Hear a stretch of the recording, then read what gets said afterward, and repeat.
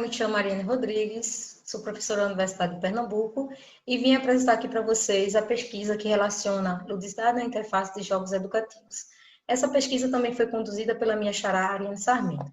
Para a gente entender melhor a pesquisa, é importante a gente apresentar o contexto ao qual ela está vinculada. Então, a interface é um dos aspectos fundamentais que promovem a aprendizagem de jogos educativos. Quando a gente fala de qualidade da interface, a gente está falando das boas representações que fazem com que os objetivos de aprendizagem ou pedagógicos possam ser alcançados com o uso desses jogos. O que acontece é que na literatura não há um consenso de quais os atributos devem ser considerados para conceber interfaces de qualidade para jogos educativos. E a gente defende que a ludicidade é um desses atributos. Na realidade, não existe uma relação que na realidade, nem sempre os projetos de jogos educativos relacionam a questão da ludicidade da interface. Então, para entender esse contexto de qualidade de interface de jogos educativos para jogos específicos em habilidades cognitivas, nós realizamos uma análise de jogos, desses 5 jogos, e consideramos como parâmetros a questão da representação e do feedback. O que nós gostaríamos de destacar com essa análise é que a maioria dos jogos citados, eles não consideram aspectos lúdicos, ou seja, a ludicidade. Isso significa que eles desconsideram a diversão.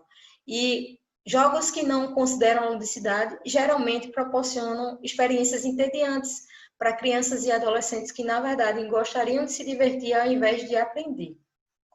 Então, a gente buscou por algumas referências teóricas para entender o que é ludicidade, qual a relação desse universo lúdico, do ciclo mágico, o que é um evento especial, e a gente começou a entender esse contexto para incluir num jogo que vai ser apresentado posteriormente a esse slide.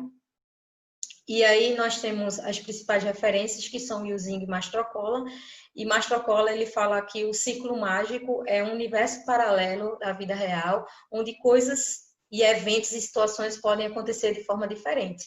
Então, é muito comum a gente ser, por exemplo, um super-herói num jogo, ou ter superpoderes, ou, por exemplo, se transformar num animal que não existe mais, como um dinossauro. Então, tem muito essa questão do lúdico, da brincadeira, da diversão. E o último autor que gostaríamos de destacar é o autor que traz a preocupação de que o uso de representações visuais, as ilustrações, as imagens, as animações, elas devem possuir efeitos e funções adequadas, porque se eu consigo trazer um efeito específico com a imagem para uma animação que eu estou adotando na interface, eu consigo promover mais facilmente a aprendizagem, a interação, a motivação e engajamento no uso desses jogos. Então, o jogo Candy Night, ele foi desenvolvido trazendo toda essa parte da ludicidade. Como vocês podem ver as representações visuais das telas, nós temos a referência do universo lúdico, que é o Halloween, né? Então, esse personagem principal, que é a cabeça de abóbora, ele tem a responsabilidade, ele precisa coletar doces e se proteger desses inimigos ou de situações que são incluídas no jogo. Então, o jogo ele foi desenvolvido para trabalhar habilidades cognitivas associadas ao controle inibitório, ou seja, isso significa que a gente está trabalhando muito a questão de aguardar, esperar, de controlar os seus impulsos, né? Então, a gente trouxe muito essa questão da ludicidade e universo lúdico para tornar esse processo de espera, de aguardar, mais divertido.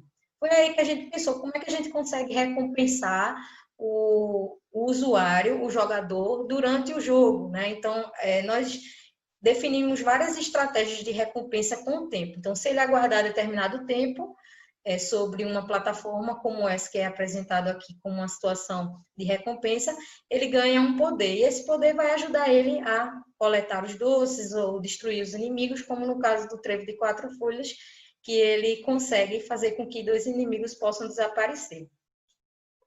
E aí também esses eventos especiais, toda a parte da representação visual da interface, ela foi classificada de acordo com efeitos e funções específicas. No caso do primeiro exemplo que nós temos aí, que é a serra, ele tem a ilustração da serra, que ela some e aparece, ela tem o efeito de motivação, isso significa que ele motiva o usuário a realizar uma ação ou não. Nesse caso aqui, a grande motivação é fazer com que o usuário possa aguardar ela desaparecer para que ele possa passar pelo obstáculo. E nós temos também outros exemplos que eu coloquei aqui, mas que vou só exemplificar porque nós temos pouco tempo. E foi aí que também a gente realizou a aplicação do jogo, né? Nessa aplicação do jogo, o objetivo era avaliar a qualidade da interface. Então, envolvemos usuários reais, que são crianças com faixa etária de 9 a 12 anos, e nós consideramos aí 3 atividades específicas nessa aplicação. A primeira foi exploração livre, deixamos as crianças livres para explorar todo o jogo, para entender a dinâmica desse jogo. Depois tivemos a questão do start mesmo da avaliação com o ato de jogar, onde nós avaliadores conseguimos observar e anotar mesmo essas experiências vivenciadas, e ao final esses estudantes, essas crianças, preencheram um formulário, um questionário, de acordo com aspectos da interface para apresentar a sua percepção. Foi aí que a gente apresenta com o primeiro resultado, que está relacionado à representação visual, que traz muito à tona os elementos visuais que foram incluídos no jogo. Nesse caso aqui, a gente destaca 3 afirmações que trazem o elemento da serra, o elemento do relógio e o aparecimento do zumbi. De uma maneira geral, a gente percebe que houve um resultado positivo em relação a esses elementos. A gente percebeu durante a interação das crianças com o jogo que, de fato, eles conseguiram aguardar, esperar essa serra sumir para que eles pudessem continuar o objetivo aí de capturar esses doces. A animação do relógio, a gente percebeu que muitos deles percebiam, mas eles se não mantinham foco na animação, no tempo associado ao relógio.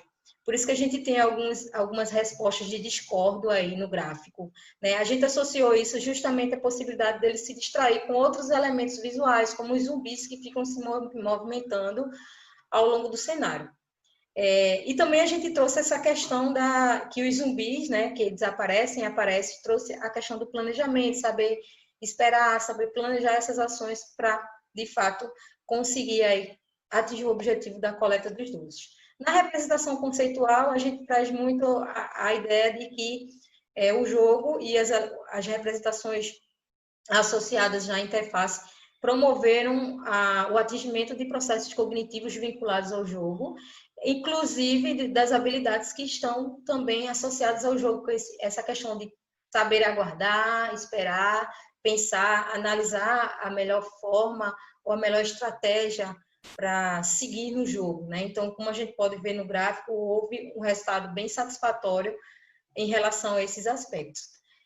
O feedback visual, a gente retrata a questão de entender como foi a questão da interface como um todo, se ela é atraente para esses usuários. A gente percebe que o resultado é positivo também, eles se sentiram atraídos pelo cenário, pelos personagens, e a parte do feedback auditivo. Então, toda vez que o usuário deposita um doce, toda vez que o jogador, né, deposita um doce na cabeça de abóbora, um som é emitido, né, para garantir aí a percepção e chamar a atenção deles.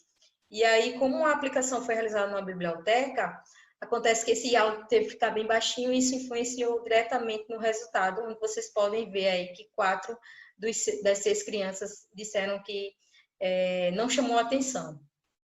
E, por fim, o que a gente quer destacar, de fato, é a avaliação da qualidade sobre a perspectiva da ludicidade, o feedback lúdico.